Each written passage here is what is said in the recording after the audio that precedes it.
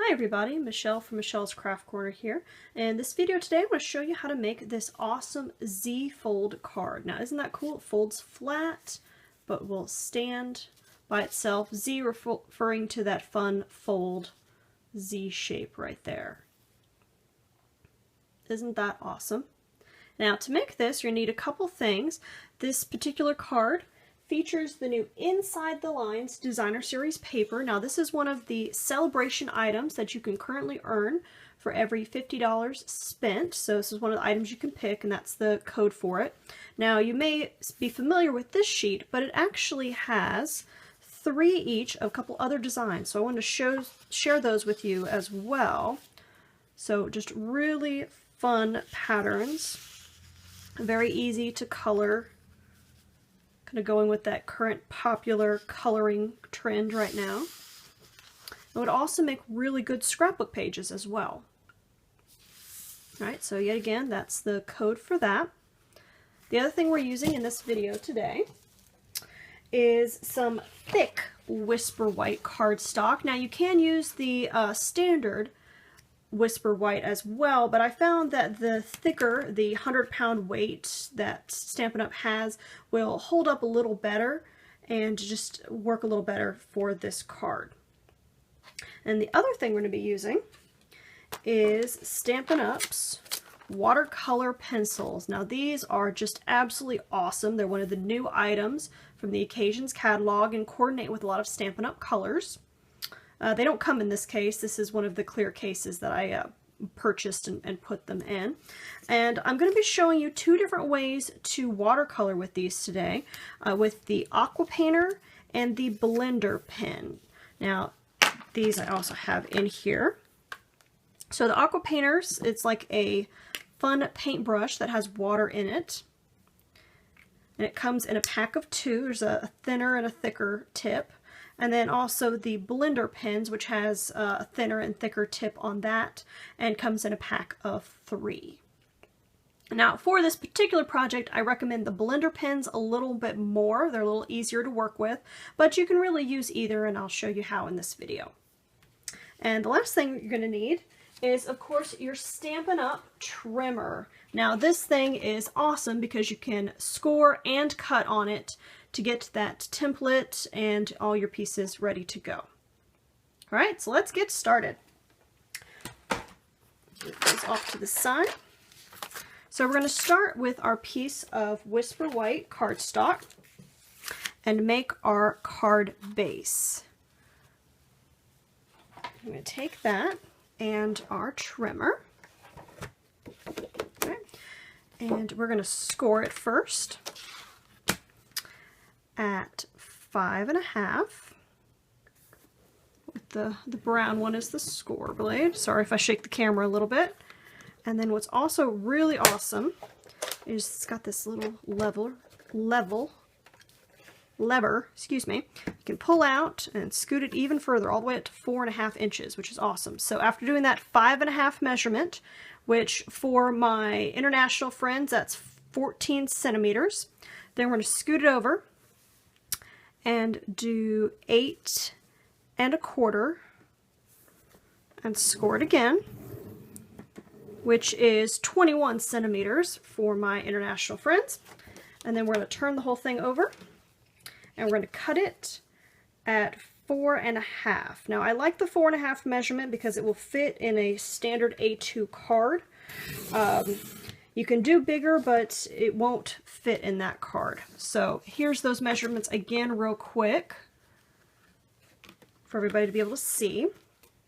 So that gives me my card base. And then I'm also going to take the extra piece. Now it's already pre-scored, and I'm going to cut a strip at 1 inch. Now you can go a little thicker if you want. Actually, I think I will do 1.5 just to give me a little bit more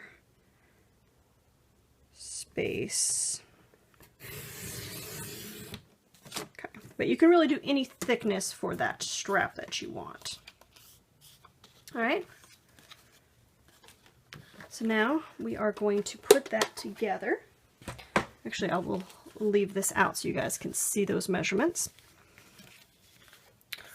So it's hard to see, I know, but we're going to fold it up and then back in. So you have that nice, so the smaller pieces in the front and the bigger pieces in the back. And then kind of the opposite, you're going to take the longer piece of that strip and fold it up and then back, just like that. So then when you glue it with the bigger piece in the front and the smaller in the back, you'll have that nice square in the center, which gives it that neat fold. So I'm going to take some of my Tombow liquid glue and just add a little right there and a little right there, and adhere my strap.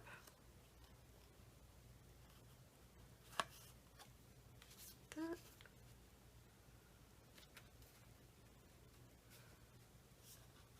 Okay. There you have it. There's your card base. Now to get to our watercolor flowers.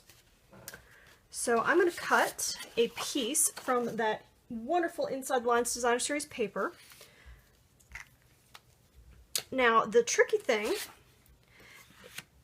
for this, now obviously we're not going to cut it straight across.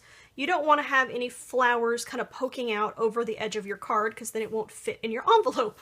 So what I recommend is taking that Designer Series paper and marking at 4.5, so that's the very top of your card. And then depending on which sheet you picked and where it is, we're going to do some fun cutting. So you can see in this one, see this, I made this little line, and actually if I trace it out, you can kind of see, you know, obviously I've got some flowers poking up here and there. So what I'm going to do is take it and I'm going to cut it just to where I can only see certain flowers. If I'm only going to get part of a flower, I'm going to cut it off. So I don't know if you can see that line that I made, but I'm going to go ahead and cut it. Now the reason for doing it this way is, yet again, I don't want half a flower poking up over my card, but also those extra flowers that are pretty much all together we're going to use for the background and the sides of the card. So they'll still get used, but they'll look a little better if they're not cut in half. I'm going to go under this one. Okay, see like that? Now you can of course trim it up as much or as little as you like. Okay. See, we've got our full flowers there. Now, next thing is I'm going to take a scrap piece of the Whisper White. Now, this is also the thick as well, and this is cut at, well, actually 4. So this is, okay, this is the full 11. So this is at 4 by 11. So you can see right now, you hold it out, I'm still going to have some of that flower sticking off over the sides. So I want to be sure, decide which end I want. So let's go, yeah, I guess we'll cut off that flower versus the bumblebee. I kind of like the bumblebee. Alright, so next thing we're going to do is we're going to glue this to this piece of paper. Now this will give it some stability. Now you don't have to glue it to the backing paper, but I will tell you that it will let it hold up a little better than just having it plain without it. And you don't want to go too heavy with the glue. The paper is a little thinner. We're just going to line it up, glue it down.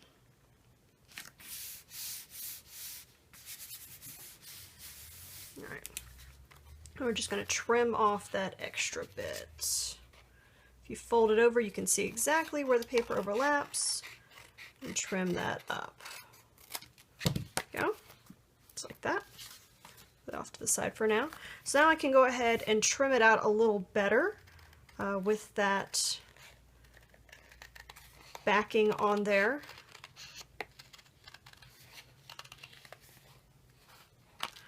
Now, I really like the look of this with the white background, because then I don't have to color all of the background on this. I mean, you certainly can if you want to, but it gets a little time consuming. So, and you can color, and you can cut it as much or as little as you want. I just kind of want it to look a little bit more even on the ends.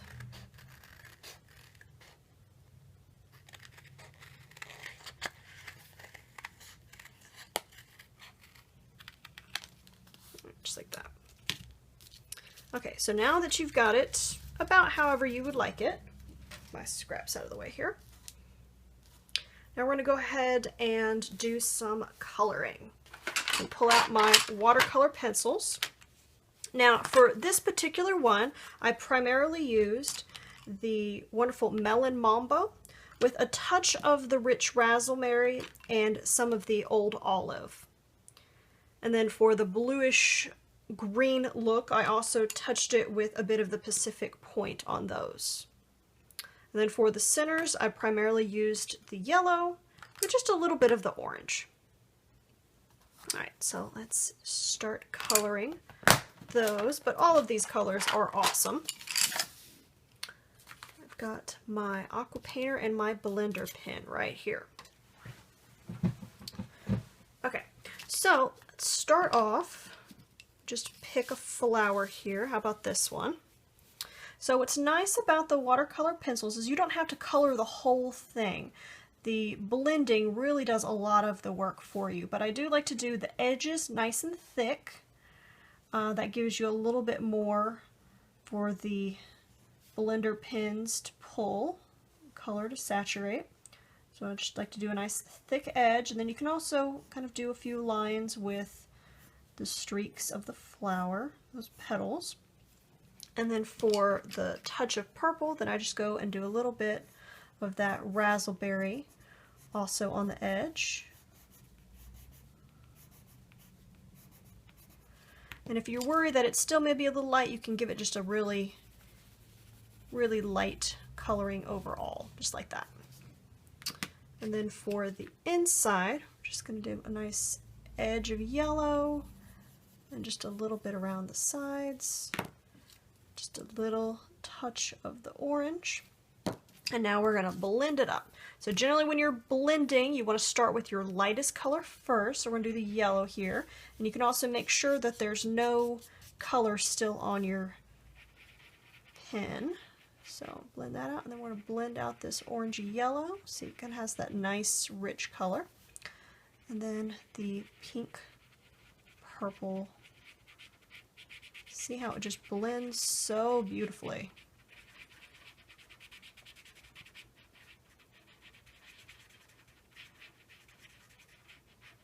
I've definitely had a lot of fun with these watercolor pencils. There you go. There's a basic flower, really quick and easy. Let me show you the petals real quick. So same thing for the petals. I do the old olive and hit it right there on that edge nice and thick. Same thing with the outer edge. And then just a little light brushing on the inside. Now for this one I'm going to do the aqua painter. Now why I don't necessarily recommend this one for this particular project is it's really easy to go too heavy with the aqua painter and oversaturate your project.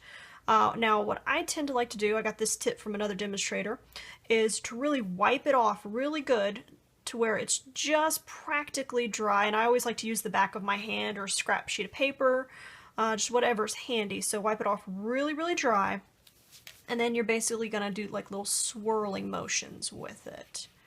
But yet again, you want to be careful just not for it to be too wet, because this paper is a little thin and it is just really easy to mess up your projects with it. So, but there you go. It's blending with the aqua painter. So both achieve the same effect, it's just a different way to do it. Alright, so now I'm going to do a little bit of some fast coloring for you guys. So you can see me color, but not necessarily real time. So hope you enjoy my fast coloring.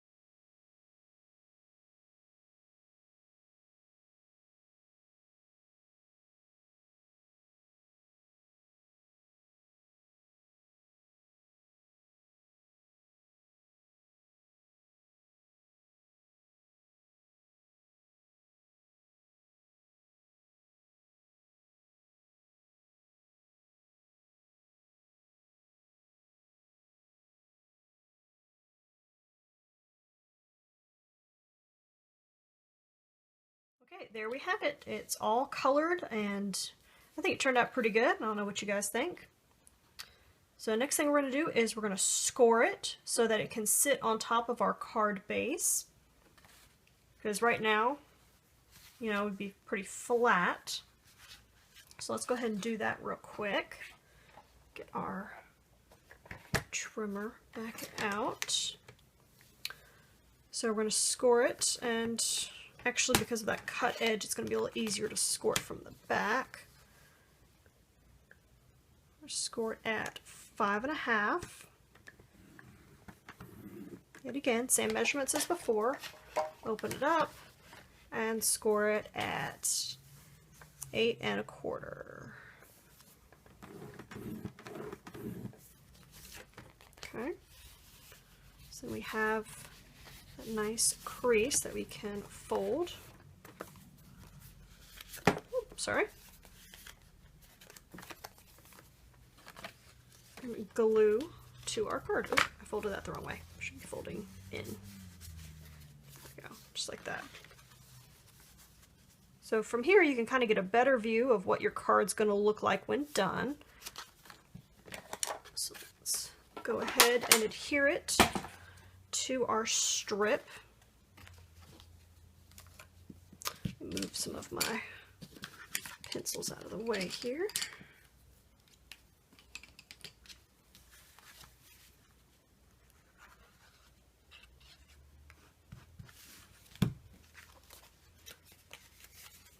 sure. Now this is a great time to pull out a bone folder and just kind of give it a good crease before you glue it down, just to make sure that it's going to fold flat. Okay.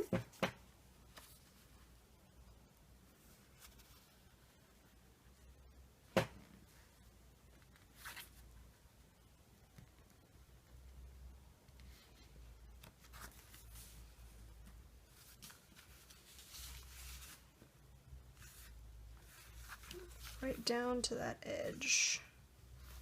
Okay. Now sometimes you'll notice if you didn't get glue all the way at the top, it'll kind of want to peel back, so just add a little bit there. Put that down. So that could even be just really pretty as it stands, but what you may notice in this one is I cut out and did some other little details with just some extra pieces from various other sheets. Now when I cut this one, I cut it down so low that you could see through and you could see that white in the background. So I just colored some more flowers and glued them in the back so it looks like they're kind of popping out from behind. So another fun option, just depends on how low you cut that front piece. So like right now in this one, you really can't see much with the way I cut that, so I may not do that on this particular example. Now the other thing you may want to do too is just looking at your card, you may want to trim out just kind of any pieces that just seem kind of awkward visually, and you can make it as trimmed as you want it to be or as solid. That just personal preference on that. Now what I also want to share with you guys too, okay, so here is another just little piece that I had previously colored and cut. Now the other thing I really thought looked great with this one is using my dimensionals, which you guys know I love the dimensionals. They come in packs with 100 little dimensional dots on a sheet. This one's already been well used. And you get 300 pieces of these little dimensional dots for only $4, so really great deal. But this just kind of makes your little flowers and details pop. So I'm going to do one of those and add it to my card. So let's see, maybe like right here, I think would be a good spot. So he just kind of is popping up out of the flower garden. So you could do the same thing with any extra leaves. Now you'll notice depending on how you trim it, you may have extra pieces that are cut and pretty good size flowers, such as this one right here and this one right here, that I could definitely color and cut and stick on there as well. So just personal preference, how detailed or how many flowers you want to add on yours. Now the other thing I wanted to share with you guys too is the sentiment I used for this one. Now this is just the Kirby punched out in the old olive, and then I just stamped a sentiment and punched that out in with the smaller circle oval as well. Now there's a bunch of different sentiments that you could add to your card. This particular one I believe came from the Rose Wonder set.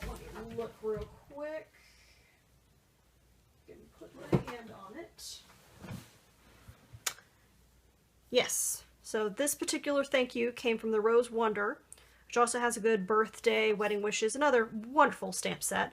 But you can really use any sentiment that you want to decorate your card. So that's the basic for how to do this fun Z-fold style card using the Inside the Lines Design Series paper. Now I also want to share with you guys another example, and this is also with that Inside the Lines Design Series pack, but this is that more foresty set. So you can see there, and for this one I cut the bottom and the middle sections out of that and glued a whole piece on the back. So this one is cut and trimmed a little bit more than the flowers. So just another fun example of a Z-fold that you guys can do with the Inside the Lines Design Series paper. Well, I hope you guys enjoyed this tutorial. Do check out some of my other videos, and don't forget to like and share, and stay tuned for more awesome pictures and projects. Thanks, you guys. Bye-bye.